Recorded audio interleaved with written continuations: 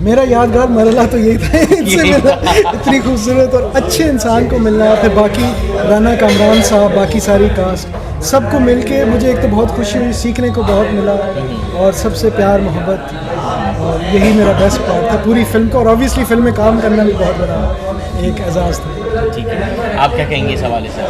मैं यही कहूँगी कि फ़िल्म में काम करके तो मैं समझती हूँ सबको ही अच्छा लगता है, और अगर आपकी पहली फ़िल्म हो तो वो आपके लिए एक बहुत स्पेशल चीज़ होती है, बहुत स्पेशल मोमेंट होता है। बाकी सारे मोमेंट्स बहुत स्पेशल थे। ऑफ कोर्स हीरो से मिलना और फिल्म में काम करना, राना कामरान के साथ काम करना, ये बहुत बड़ी बात थी।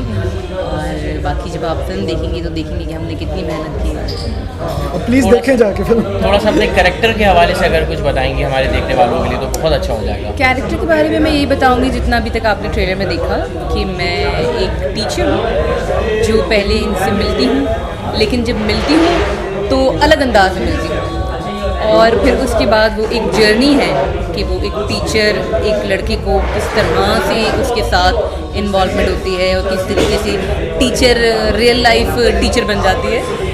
तो बस ये मेरे कैरेक्टर के बारे में, इससे ज़्यादा मैं नहीं बता सकती। नहीं, मैंने आज से पहले कभी कोई टीचर का कैरेक्टर प्ले नहीं किया है, लेकिन इसमें मुझे ये मौका मिला था कैरेक्टर प्ले करने को। मेरे लिए सबसे अलग बात ये थी कि मैं बच्चों की टीचर नहीं थी। मतलब क्लास में बच्चे थे, लेकिन मेरे सामने एक इतना बड़ा बच्चा था। अच्छा। तो वो एक डिफरेंटली आप होता है ना, आपके लिए आप डिफरेंटली बिहेव करते हैं उस ऐसे इंसान के साथ। आप सोचिए एक क्लास में आप जाएँ, वहाँ 25 बच्चे हैं और एक इतना बड़ा लड़का है, तो वो अक्सर नहीं पता होता कि इसमें कैसे रिएक्ट करना है, क्या करना है, किस तरीके से एक्ट करना है। लेकिन of course he help me a lot, Rana भाई हेल्प मी अलॉट, और बस निकल गई फिल्म, अच्छी निकल गई, आई होप सो। लेकिन जितना मैंने ट्रेलर में देखा है उस हिसाब से लग रहा है कि आजकल की सिचुएशन के मुताबिक मुझे मूवी लगी।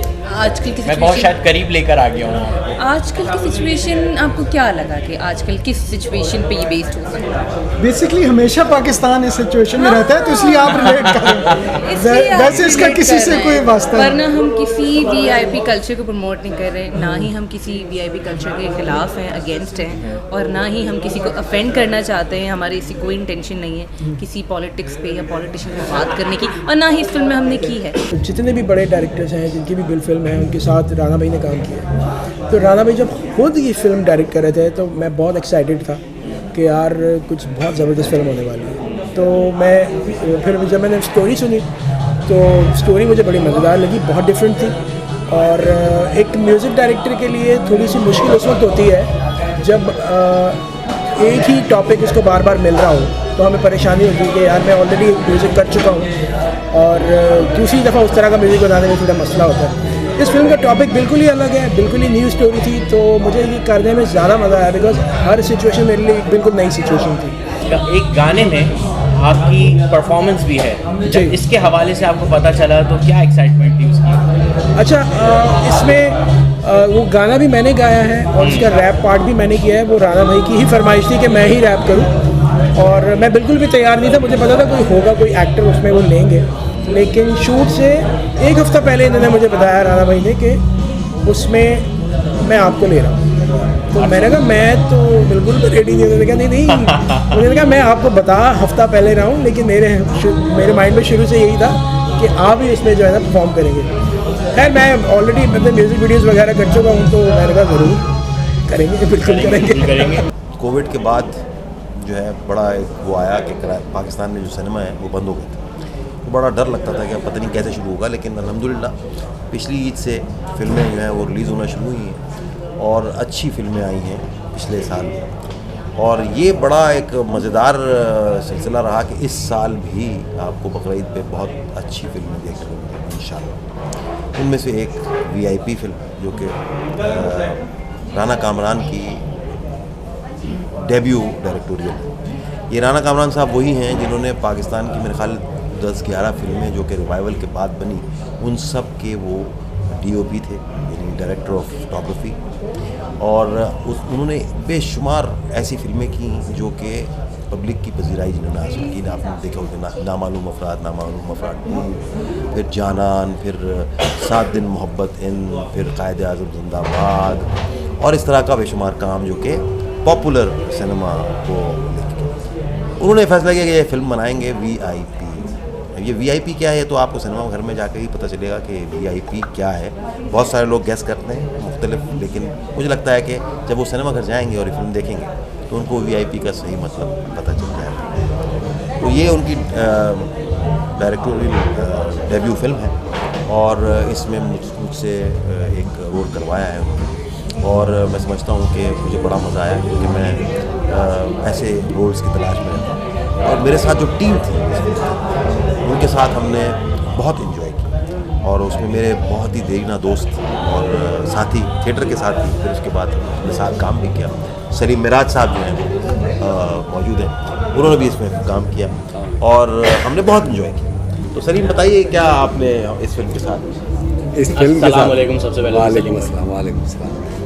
सलीम भाई बड़ी मुश्किल से हाथ लगते हैं आप वैसे। नहीं भाई, मैं मुझे छेड़ने का ऑन हर कैमरा जगह मौका मिला है दस्तयाब हूँ आपको। आपको। अब लिफ्ट में तो इंटरव्यू नहीं होगा, इतना बड़ा एक्टर नहीं हूँ मैं। जी जी, कुछ रोशनी डालिए इस फिल्म के हवाले से। और मुझे लग रहा है जैसे हमेशा की तरह आप खौफनाक किरदार करते हैं, इसमें भी ऐसे ही कुछ खौफनाक किरदार है। खौफनाक किरदार तो नहीं करता हूँ, वो नेगेटिव किरदार होते हैं, खौफनाक तो नहीं। मैं तो अपने आप को खूबसूरत समझता हूँ।